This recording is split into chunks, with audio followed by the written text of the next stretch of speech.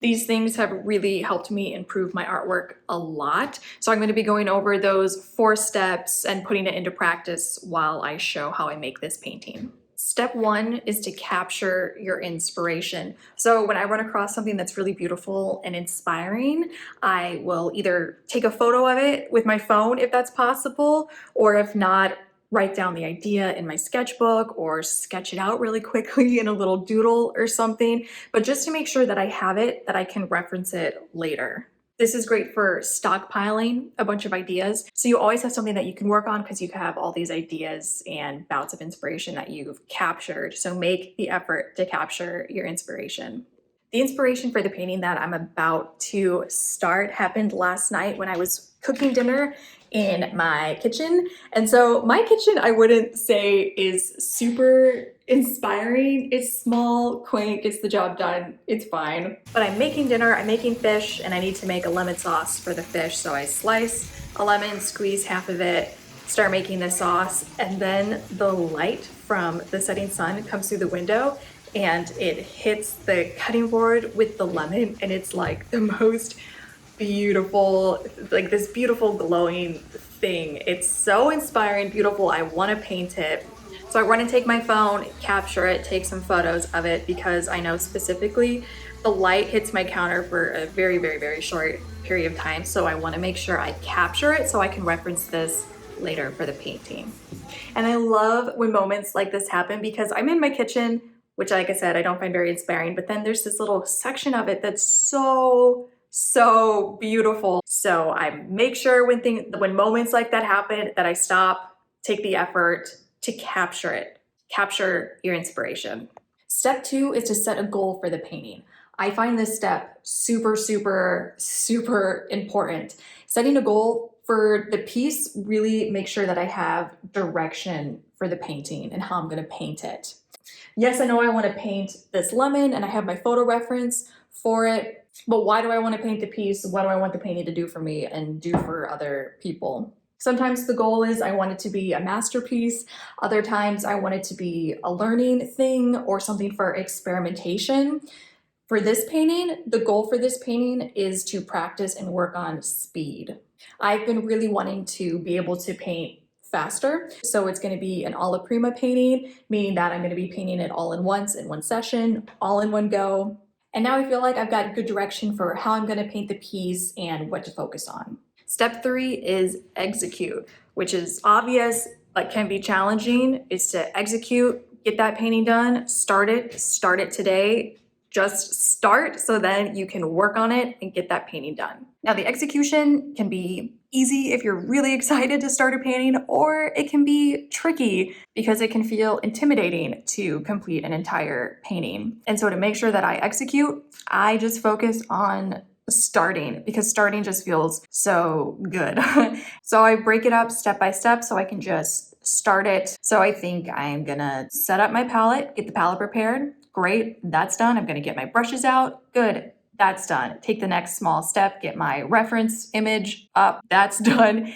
And then next small chunk is to just get the basic shapes of the lemon up there and so on and so forth. And I find that to be a really great mental trick to help me execute the whole painting by thinking in small series like that.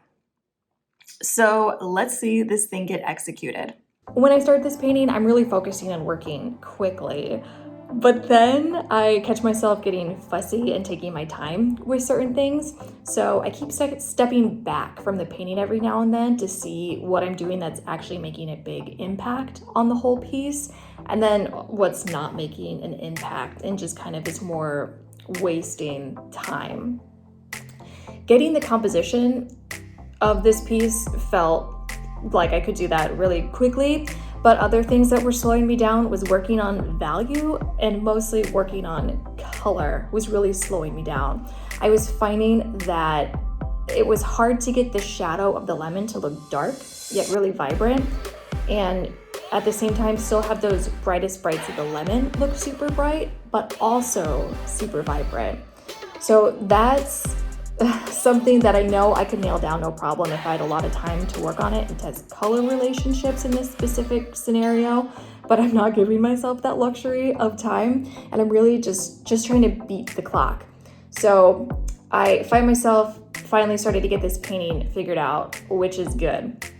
I'm also working at night and I'm using this light that I can see by that lights my canvas. But then the light starts to dim and flicker. And so I use this special light when I work at night. It has a giant daylight balanced bulb and a softbox around it. So the light gets really nicely diffused and it's really beautiful to work by. And the light's dimming and flickering, which is weird, but I'm ignoring it because I just want to focus on getting this painting finished, working on speed.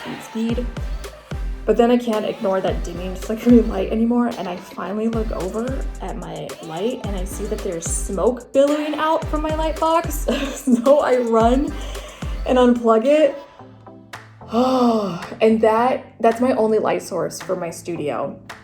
So I scooch my easel over to our family room, which is right by my studio, and I finish the painting there in a very dim, not ideal light to paint by. And I just hurry up and I put in the lemon seeds and I make some design brushstrokes all around the painting. And I sign my name and just wrap up the painting. That's all that I can do in that really low, not ideal light that I have now. Step 4 is to evaluate. Evaluating your painting is so important, especially if you are comparing it to your other past work, so you can really see where you're going and how you're improving. I like to wait until the next day to evaluate the painting because then I have fresh eyes when studying it.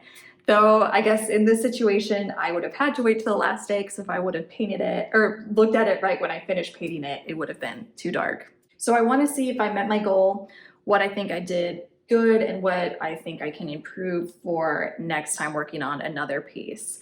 Definitely with this painting, there's things that I like about it, but there's also things that I hate. I really like the composition. I like that it's so heavy up here, but having these seeds drop down, I think is what saves the piece. I think that's so interesting, that composition of the whole piece. I also really like the color of the painting.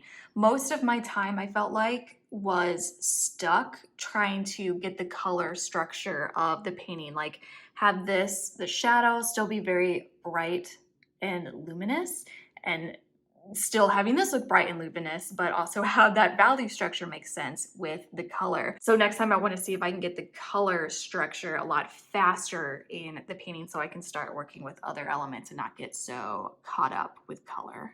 What I hate about this painting is the lack of edge quality. Everything in this painting, for the most part, has sharp edges, which edge quality is so important to make things look like they have space and not just everything looking like a cardboard cutout. You need soft edges, really hard edges, and everything in between. And for this painting, like I said, it's mostly sharp edges.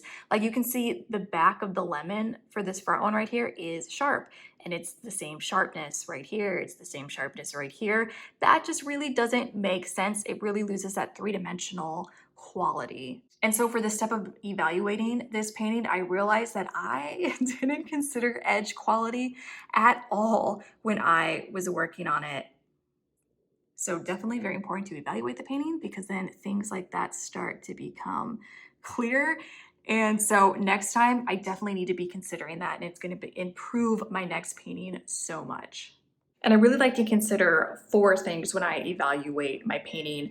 1 is the composition, 2, value, 3, the color, and 4, edge quality. To make a really great painting, I think you need to have those 4 things really solidly done. So in my book, this painting is definitely a success because I got my goal of trying to finish this painting very quickly. But evaluating it definitely helps me see areas that I want to improve on, so my next painting I can be even happier with it.